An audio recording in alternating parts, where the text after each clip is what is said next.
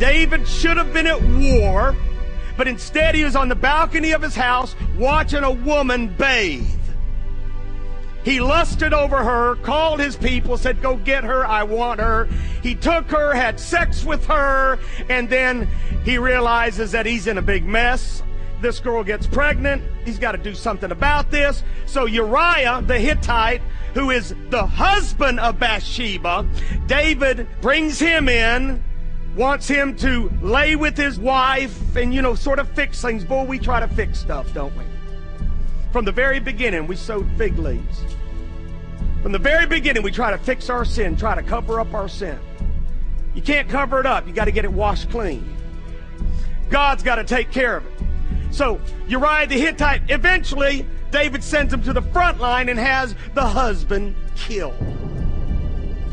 Okay, so now David is an adulterer and a murderer.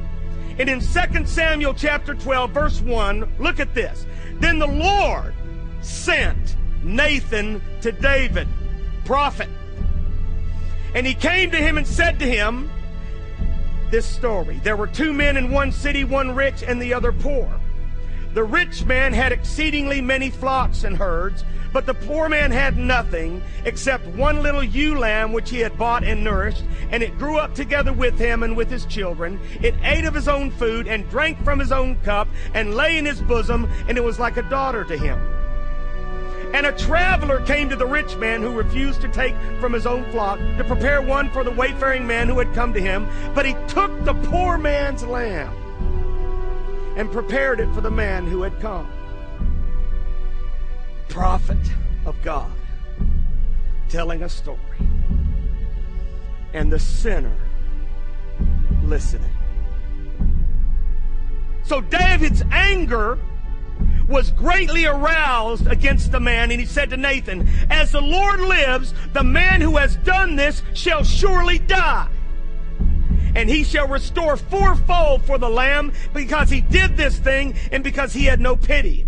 Then Nathan said to David, you are the man.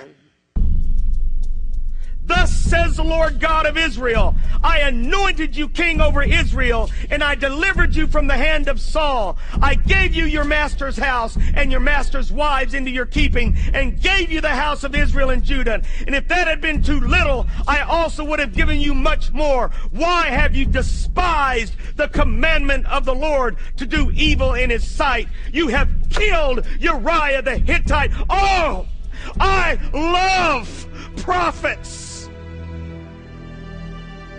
And I love preachers of righteousness.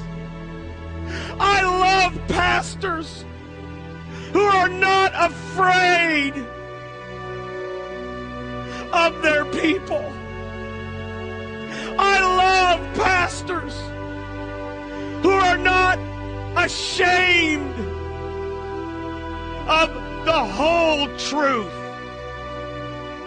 I love pastors who will call sin, sin, even if it means losing the biggest giver in the church. I love pastors. Dear Jesus, some of you are watching at home. The reason you're not happy is because God's not happy. The reason you're not happy, and you got all kinds of stuff, but you're not happy with yourself because you've wavered.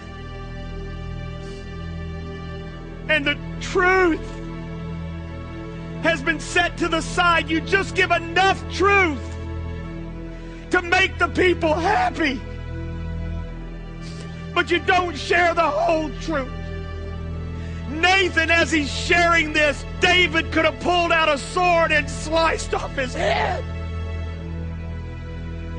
Shut up, Nathan. Get out of my life. This is David. Man of God. King. God, help us. Jesus, help us to return to the God of our fathers.